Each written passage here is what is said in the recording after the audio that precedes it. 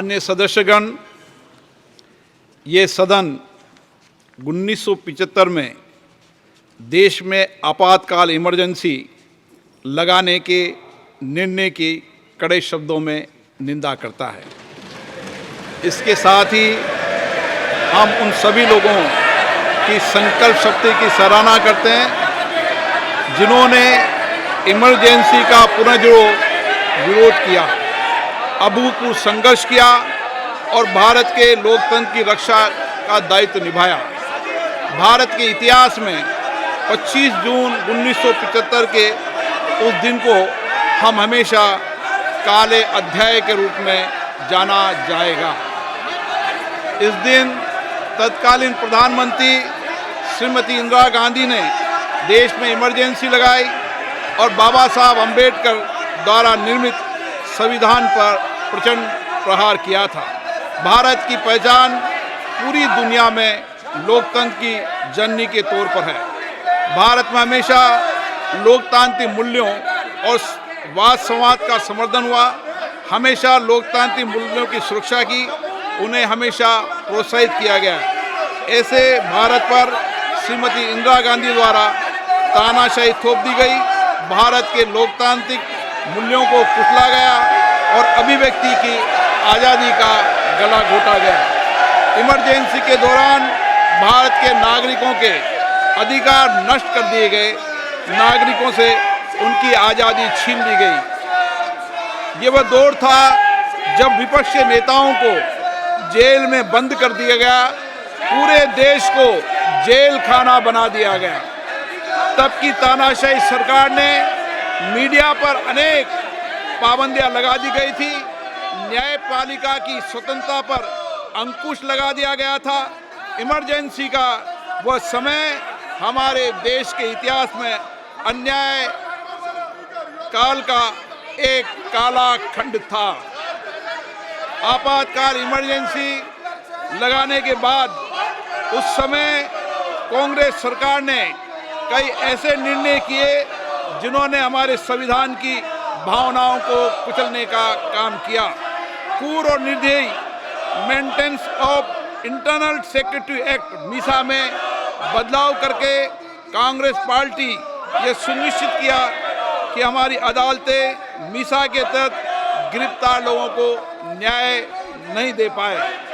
Media को सच लिखने से रोकने के लिए parliament president production of publication refill act, press council refill act और prevention of publication of objectionable matter act लाए गए।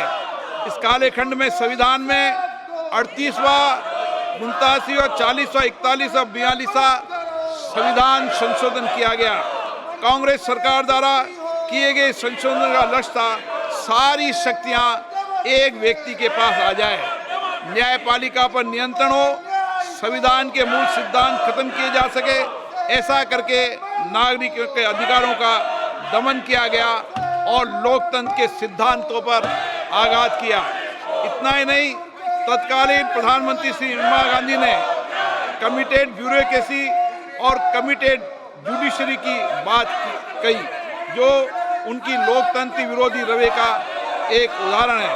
इमरजेंसी अपने साथी ऐसे असामाजिक और तानाशाही की भावना से भयंकर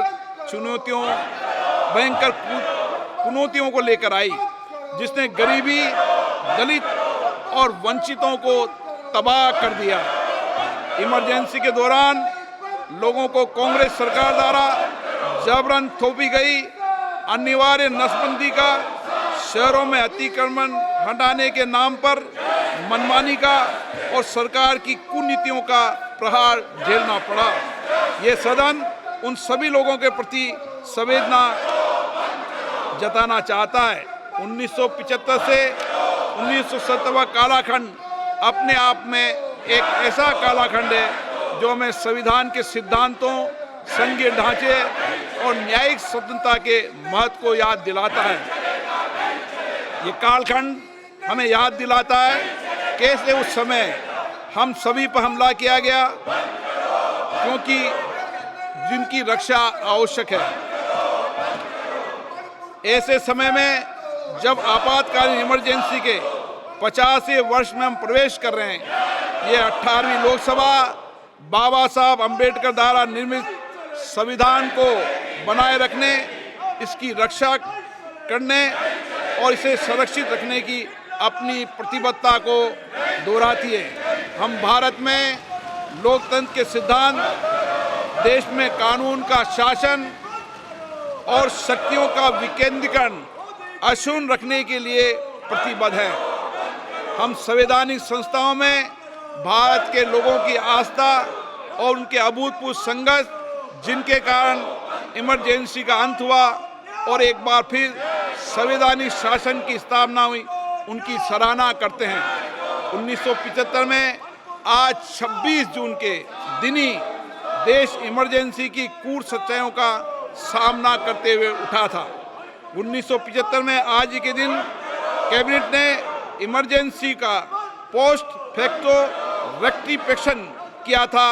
इस तानाशाही और असंवैधानिक निर्णय पर मोहर लगाई थी। इसलिए हमारी संसदीय प्रणाली अनगिनत बलिदानों के बाद मिली दूसरी आज़ादी के प्रति अपनी प्रतिबद्धता को दोहराने के लिए आज के प्रस्ताव किया जाना आवश्यक है।